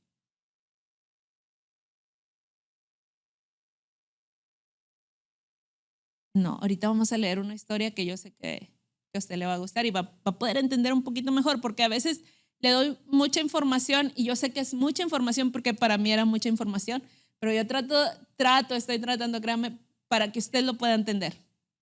Ese es mi objetivo, que usted lo pueda entender. Que al salir usted de este lugar, que al acabar esta transmisión, usted pueda decir: bueno, entendí algo. Y es muy importante que lo entendamos porque está todo relacionado con las escrituras. Ahorita vamos a ver esta historia que está aquí en las escrituras y nos vamos a dar cuenta: wow, por eso este hombre hizo esto, por eso este hombre corrió y se asió de los cuernos del altar, porque estaba buscando un tipo de protección o un tipo de refugio. Ya después pues se hace la justicia. En Israel el altar sirvió como refugio para asesinos y fugitivos. Primera de Reyes 1:50, que es el que leímos el 51. El 1:50, vamos a leerlo otra vez, dice: Mas Adonías, temiendo de la presencia de Salomón, se levantó y se fue y se asió de los cuernos del altar. Y se lo hicieron saber a Salomón, diciendo: He aquí que Adonías tiene miedo del rey Salomón, pues se ha asido de los cuernos del altar, diciendo: Júreme hoy el rey Salomón que no matará a espada a su siervo. Y Salomón dijo: Si él fuere hombre de bien, ni uno de sus cabellos caerá en tierra, mas si se hallare mal en él, morirá. Y envió el rey Salomón y lo trajeron del altar. Y él vino y se inclinó ante el rey Salomón. Y Salomón le dijo: Vete a tu casa. Éxodo 21:14. Porque es importante que entendamos esto, vamos a leerlo. Éxodo 21:14. Éxodo 21:14. Dice: Pero si alguno se ensoberbeciere contra su prójimo y lo matare con alevosía, de mi altar lo quitarás para que muera. Si alguno se ensoberbeciere contra su prójimo y lo matare, ¿con qué? O sea, a propósito, no fue accidental, fue a propósito. Lo vas a quitar. De mi altar lo quitarás para que muera. O sea, podía haber corrido al altar, pero si era culpable, tenía que morir. Dice aquí: pero incluso en el código de la ley más antigua se menciona el hecho de que Dios reservó un lugar para aquellos que mataron a alguien accidentalmente. El versículo 13 de Éxodo 21 dice: Mas el que no pretendía herirlo, o sea, a su hermano, no pretendía matarlo o herirlo, sino que Dios lo puso en sus manos, entonces yo te señalaré lugar al cual ha de huir. Entonces establecen lugares para que les den asilo a aquellas personas que lo hicieron involuntariamente. De hecho, agarrar el altar debe distinguirse de los demás, ya que agarrarse del altar solo brinda protección temporal a quienes están en peligro en cualquier lugar sagrado, mientras que las autoridades otorgan al templo y a la ciudad de refugio un derecho permanente de asilo. No sé si me entendió esto. Si se agarró de los cuernos del altar, solamente tenía protección temporal, porque tenía que salir de ahí. Sin embargo, las ciudades o quizás algunos templos o las ciudades de asilo o de refugio, podías permanecer ahí o vivir ahí. Si eras encontrado inocente. Y ahorita vamos a hablar de eso. La historia de Joab. Vamos a leer Primera de Reyes y ahí sí vamos a leer un poquito. Primera de Reyes 2:28 al 35. Y yo espero que usted lo lea conmigo, quédese conmigo. Terminamos, así es que voy a irme rapidito. Primera de Reyes 2:28 dice: Y vino la noticia a Joab, porque también Joab se había adherido a Adonías, del que habíamos hablado, si bien no se había adherido a Absalón. Y oyó Joab al tabernáculo de Adonai, y también se asió de los cuernos del altar. Y se le hizo saber a Salomón que Joab había huido al tabernáculo de Adonai y que estaba junto al altar. Entonces envió Salomón a Benaía, hijo de Joiada, diciendo: Ve y arremete contra él. Y entró Benaía al tabernáculo de Adonai y le dijo: El rey ha dicho que salgas. Y él le dijo: No, sino que aquí moriré. Y Benaía volvió con esta respuesta al rey diciendo: Así dijo Joab, y así me respondió. Y el rey le dijo: Haz como él ha dicho, mátale y entiérrale, y quita de mí y de la casa de mi padre la sangre de Joab, la sangre que Joab ha derramado injustamente. Y Adonai hará volver su sangre sobre su cabeza, porque él ha dado muerte a 2 varones más justos y mejores que él, a los cuales mató a espada sin que mi padre David supiese nada. a Abner, hijo de Ner, general del ejército de Israel, y a Amasa, hijo de Jeter, general del ejército de Judá. La sangre, pues, de ellos recaerá sobre la cabeza de Joab y sobre la cabeza de su descendencia para siempre. Mas sobre David y sobre su descendencia y sobre su casa y sobre su trono habrá perpetuamente paz de parte de Adonai. Entonces Benaía, hijo de Joiada, subió y arremetió contra él y lo mató. Y fue sepultado en su casa en el desierto. Y el rey puso en su lugar a Benaía, hijo de Joiada, sobre el ejército, y a Sadoc puso el rey por sacerdote en lugar de Abiatar. Joab era inocente o culpable. Lo acabamos de leer aquí. Culpable. ¿A cuántos mató? A 2. ¿Y quiénes eran? Generales del ejército. Personas importantes. Las mató sin que supiera David. Era culpable. Él corrió y se asió de los cuernos del altar. Pero no le valió. ¿Qué decía Éxodo? Dice Éxodo 21:14. Pero si alguno se ensoberbeciere contra su prójimo y lo matare con alevosía, de mi altar lo quitarás para que muera. ¿Por qué? Porque era culpable. Entonces podían correr al altar, pero el altar era un refugio temporal. Es lo que nos enseña aquí el libro, un refugio temporal, donde solamente estabas ahí por un momento, y vamos a ver cómo se hacía en la ciudad de refugio. Estaban buscando un tipo de protección, decían del altar. Sí, para refugiarse, porque sabían que los estaban buscando para juzgarlos o matarlos. Ciudad de refugio. Cuando te refugias en una ciudad, debes explicar tus palabras pronunciadas, las palabras pronunciadas por el fugitivo en la puerta de la ciudad de refugio en presencia de los ancianos de la ciudad, según Josué 24. Vamos a leer Josué 24. Josué, capítulo 20, versículo 4. Dice así. Ahí está. Se presentará a la entrada de la ciudad y suplicará su caso ante los ancianos. Estas son una solicitud de jiqueteía, refugio temporal para el fugitivo, antes de su juicio. Solo después del juicio recibirá el derecho de asilo permanente. ¿Qué es lo que pasaba si pasaba a si mataban a alguien accidentalmente? Corrían a la ciudad. En la ciudad había ancianos en las puertas, se acostumbraba que estaban los ancianos. Ellos llegaban a la puerta y tenían que explicar su caso. Vengo por esto, porque pasó así, yo no quería hacer y esto y lo otro. Primero tenían que hablar con los ancianos a la puerta de la ciudad antes de entrar a la ciudad. Ya cuando les suplicaban a los ancianos oían el caso. Si ellos aprobaban, esa persona podía entrar a esa ciudad de refugio. Pero podía entrar no queriendo decir que ya era inocente. Estaba ahí temporalmente refugiado en esa ciudad hasta que se le hacía el juicio. Después de que se le hacía el juicio, se tenía que quedar en la ciudad hasta que muriera el sacerdote. Se tenía que quedar en la ciudad, pero ya era permanente. Había sido declarado que el asesinato no era con alevosía y ventaja, sino que fue accidental, pero como quiera, pues le asesinó a su hermano. Entonces se quedaba en la ciudad de refugio permanentemente hasta que moría el sacerdote. Ahí está. El asesino fugitivo debe permanecer en la ciudad hasta la muerte del sumo sacerdote, según Números 35, 25 al 27. Lo que indica la necesidad de expiar el pecado, porque el sumo sacerdote era el único que llevó los pecados de la gente, expiándolos con el plato en su frente.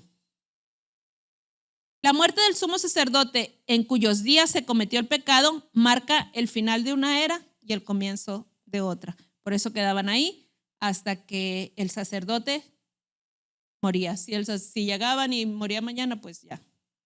Pero si duraba muchos años vivo, pues se tenían que quedar en esa ciudad, no podían regresar a su ciudad natal. Según Delecat, que es un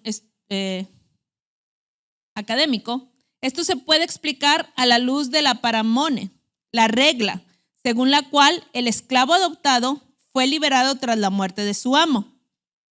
El sumo sacerdote era responsable de la ciudad de refugio Y tras su muerte, el refugiado que buscaba refugio en su ciudad ahora quedaba libre. Después de la muerte del sumo sacerdote, el homicida podía regresar a su estado. Y como hemos visto, el regreso a la familia y el estado es un estilo fórmula encontrado en relación con la liberación y la amnistía en cada periodo. O sea, el que había cometido el error estaba en la ciudad hasta que el sacerdote moría. Entraba un nuevo sacerdote, otorgaba libertad. Entonces el que había estado en la ciudad de refugio podía regresar ya sin temer a alguna represalia. Había cumplido. Aunque no tenemos evidencia explícita de que el templo israelita fuera un refugio para fugitivos, los salmos nos indican que quizás podría haberse dado ese caso. Han señalado que algunos salmos pueden entenderse como solicitud de refugio. De especial interés a este respecto es el Salmo 27. El Salmo 27 dice, se nos habla de que el perseguido se quejaba de que sus enemigos deseaban devorar sus carnes. Vamos a leerlo, el Salmo 27, para que lo pueda usted entender y lo podamos entender todos mejor. Salmo 27. Jehová es mi luz y mi salvación, ¿de quién temeré? Adonai es la fortaleza de mi vida, ¿de quién he de atemorizarme? Cuando se juntaron contra mí los malignos, mis angustiadores y mis enemigos, para comer mis carnes, ellos tropezaron y cayeron. En el versículo 4 y 5, el escritor de este salmo le pide que le permita vivir en la casa del Señor, porque me esconderá en su refugio en el día de la angustia y me ocultará bajo la cubierta de su tienda. Versículo 4 dice, una cosa he demandado a Adonai y esta buscaré, que esté yo en la casa de Adonai todos los días de mi vida, para contemplar la hermosura de Adonai y para inquirir en su templo, porque él me esconderá en su tabernáculo en el día del mal, me ocultará en lo reservado de su morada y sobre una roca me pondrá en alto. También en el versículo 9 encontramos que dice, no escondas tu rostro de mí. Esta frase es una frase de busca de protección, donde están buscando protección, porque si Adonai, si Hashem esconde su rostro de ti, quiere decir que estás desprotegido. No te está viendo. ¿Por qué decimos eso? Porque en la historia de Caín hay algo muy peculiar. Caín como fugitivo, ya sabemos la historia, ¿verdad? Caín mató a Abel. Y Caín le pide protección a Dios después de que mata a su hermano. Se queja de que Dios le ha ocultado su rostro. Por eso el salmista aquí dice, no ocultes tu rostro de mí. Caín se queja de que Dios le ha ocultado su rostro, exponiéndolo al peligro. Dice, he aquí, hoy me has alejado de la faz de la tierra. Estaré oculto a tu rostro. Seré un fugitivo y vagabundo en la tierra, y el que me encuentre me va a matar. Esto está en Génesis 4:14. Entonces la respuesta de Dios es otorgarle a Caín una señal protectora para que todos los que lo encuentren no lo maten. Este signo sirve para protegerlo de sus perseguidores mientras busca refugio. Un fenómeno atestiguado en Egipto en relación a los fugitivos que buscaban refugio. Así Heródoto escribe sobre fugitivos en Egipto y dice, si el esclavo de una de las personas huye, ya sea al templo de Herácles en Egipto, y se le escriben signos sagrados desde que se entregó al Dios, entonces estaba prohibido tocarlo. Esta fue la práctica desde los primeros tiempos hasta ahora. Existía una señal de protección y Hashem le puso esa señal de protección a Caín. En periodos posteriores, los fugitivos que disfrutaban de asilo en Egipto llevaban etiquetas protectoras. Uno dice lo siguiente, no me sigas, llevo el cofre del dios Osiris y se lo llevaré a Abido. De hecho, los rabinos interpretan la señal de Caín como una señal dada a los fugitivos en su camino a la ciudad de refugio. Los rabinos dicen que quizás había este tipo de señal, que cometiste un homicidio involuntario o cometiste un homicidio, mientras te daban este tipo de señal para que pudieras llegar a la ciudad de refugio. O sea, así fue como se le puso una señal a Caín Y Caín al final va a morar en la tierra de Nod, al este del Edén, según Génesis 4:16. Es decir, bajo custodia protectora, como se dice del asesinato del fugitivo en Josué 20:4, y morará entre ellos. Había un tipo de señal protectora para que pudieran llegar a la ciudad de refugio. Ya casi terminamos. El templo fue administrado por sacerdotes y era una zona autónoma protegida de elementos externos. En Nehemías 6:10 hay una historia donde le dicen a uno de ellos, a Nehemías, van a venir y te van a matar. Y le dicen, reunámonos juntos en la casa de Dios dentro del templo y cerremos las puertas del templo porque vienen a matarte por la noche, vienen a matarte. Y le estaba pidiendo a la otra persona que se reunieran en la casa porque las autoridades pues no tenían acceso al templo ya que era sagrado. Parece que esta clase de autonomía se otorgó a cualquier ciudad que se le concedió el derecho de asilo. Este tipo de ciudad estaba protegida de las autoridades, tanto desde el punto de vista de los impuestos y reclutamiento, como desde el punto de vista de la imposición de penas. Al rey mismo se le ordenó garantizar estos derechos. Los derechos de asilo compartidos en el Misarum establecen el estatus de filantropía, o sea, el estatus de actos de caridad. En los lugares de refugio no había ninguna regla si podían ser tan grandes o tan pequeños. En algunos lugares solo el templo y sus recintos rodeados por un muro protegían al fugitivo, como era en Egipto. Sin embargo, en otros lugares como en Siria, Palestina, Asia Menor y probablemente en Mesopotamia, en las ciudades enteras sirvieron como refugios para fugitivos. Tampoco había ninguna regla en cuanto a los que tenían derecho a refugio, pero en Israel solo se incluyeron los asesinos. Pero en Egipto, los esclavos, los rebeldes, los deudores también huyeron al refugio.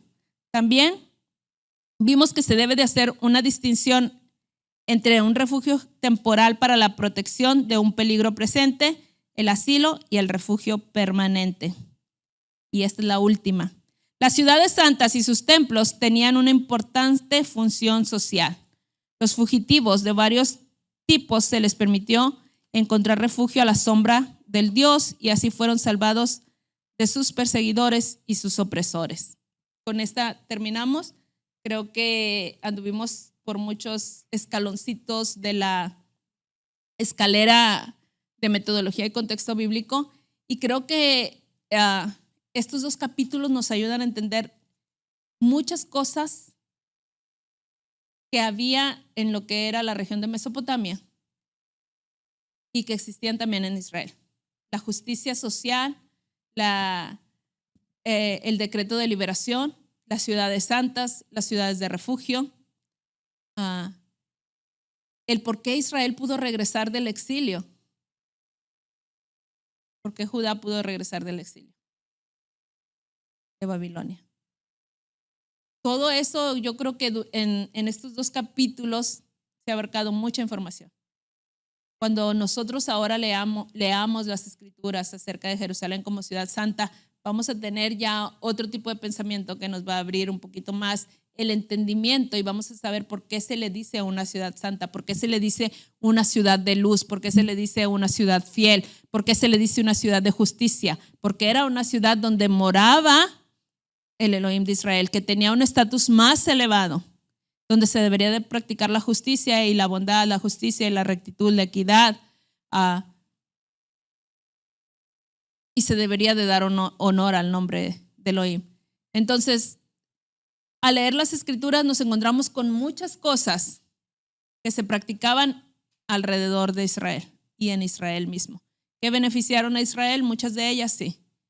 Encontramos que hay mucha similitud entre las naciones vecinas, así como nosotros tenemos similitud entre nuestras naciones, ya que somos de Latinoamérica.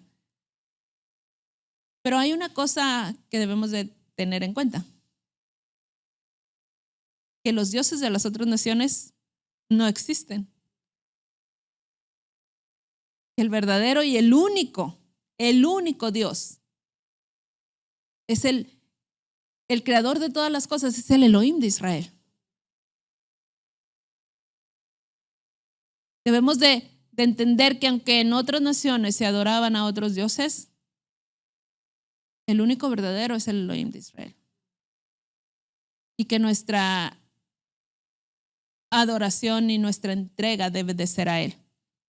Que nosotros como siervos de Él somos portadores de su esencia, y su esencia es la justicia y la rectitud. Que nosotros debemos de practicar la justicia y la rectitud.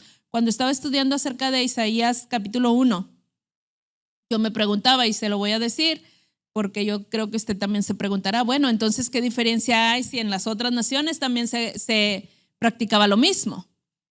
Si tanto en las naciones de Mesopotamia como en Israel había justicia, había liberación y había otro tipo de cosas. ¿Qué diferencia hay entre Israel? Bueno, la primera es que los dioses de las otras naciones no existen, solamente el Dios de Israel existe y es el creador de todas las cosas. Otra de las diferencias que a mí pues me impactó fue el conocer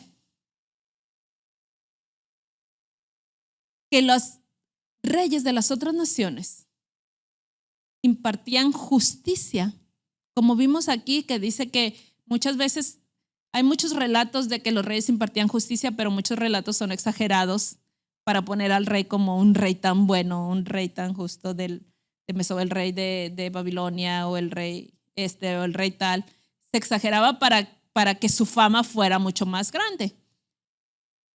Y ellos trataban de impartir esta justicia, y lo pongo entre comillas, justicia, porque ellos tenían temor de sus dioses. Muchas veces ya nos ha dicho aquí nuestro maestro, nos ha enseñado y nos ha dicho, los dioses, ellos creían que los dioses de ellos eran caprichosos. No conocían su voluntad. No sabían en realidad lo que querían. Le llevaban esto, le llevaban aquello para saber si eso podía apaciguar la ira de sus dioses.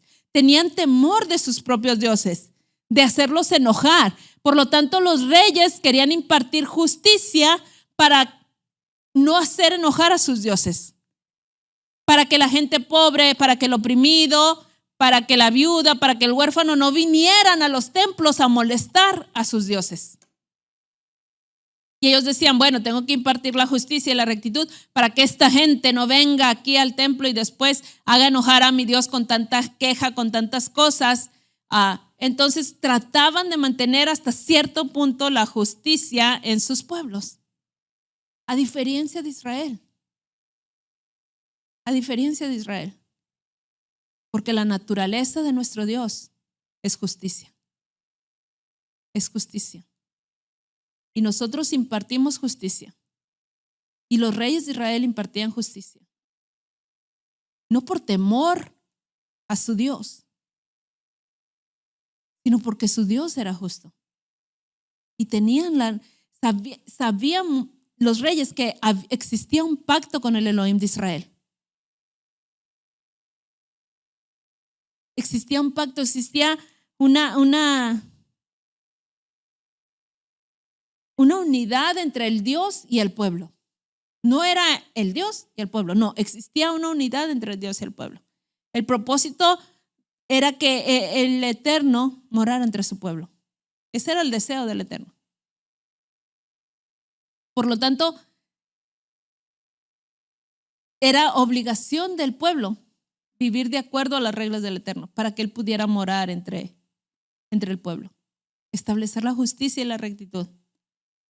No es una obligación, es un privilegio porque estamos demostrando la naturaleza de nuestro rey.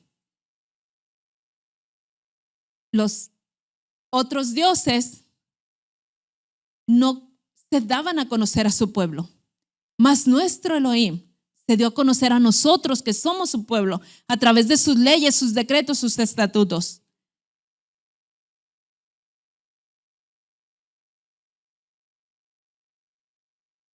Exacto.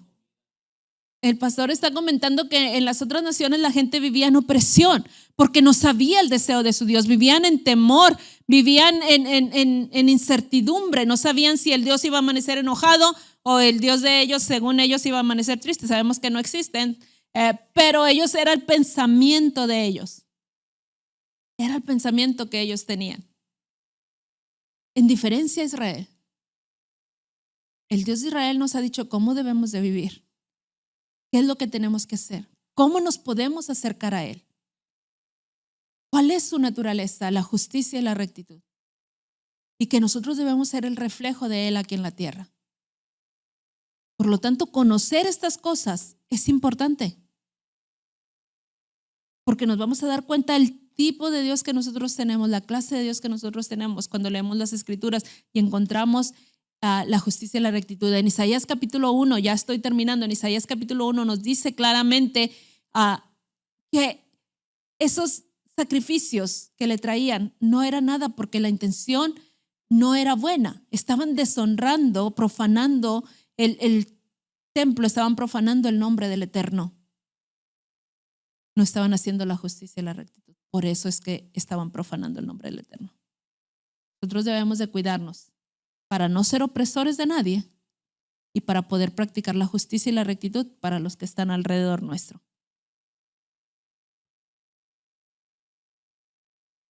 Adelante.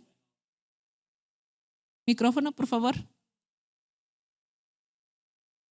Ok, aquí lo esperamos.